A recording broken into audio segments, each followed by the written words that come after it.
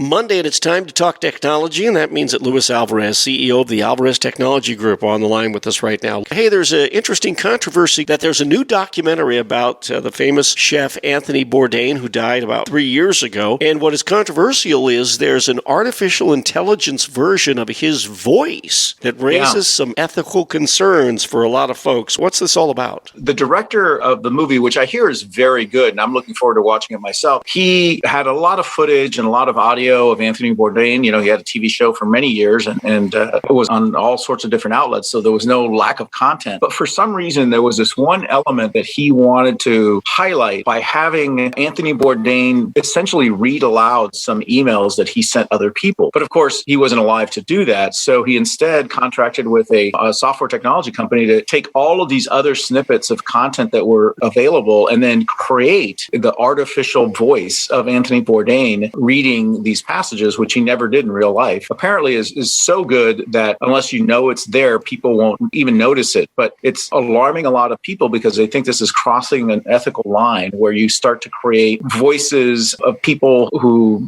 said things that they never said before, or even images. There's a deep fake, as they call it, of Lincoln, and it's disturbing in that it's very realistic in the way that he moves and he blinks, and you ask yourself, wow, if they can do this, what can't they do? Right. Much more realistic than, say, that animatronic Lincoln that we saw as kids at either Disneyland for me or Disney World for you. Yeah, exactly. Those were clearly artificial, and I think the distinction between what is recognizably artificial and what may be real is starting to concern people, especially when you think about all of these people out there that are already trying to muddy the waters and spread disinformation. If they can develop ways to get people to say things that they really didn't say, and it's virtually indistinguishable from real life, then you're just going to create a whole Pandora's box of these things, and we need to find a way to manage and control it. The reality is we can't count on 100% of the people allowing their better angels to guide them 100% of the time. Exactly. And unfortunately, it's just a money-driven and artistic-driven desire, but who knows what the future might hold. Luis Alvarez, CEO of the Alvarez Technology Group, with us on Power Talk online. It's alvareztg.com, at AlvarezTG. That's the Twitter handle. Luis, the toll-free number for the I-Team. Give us a call at 866-78-I-TEAM. That's 866-784-8326.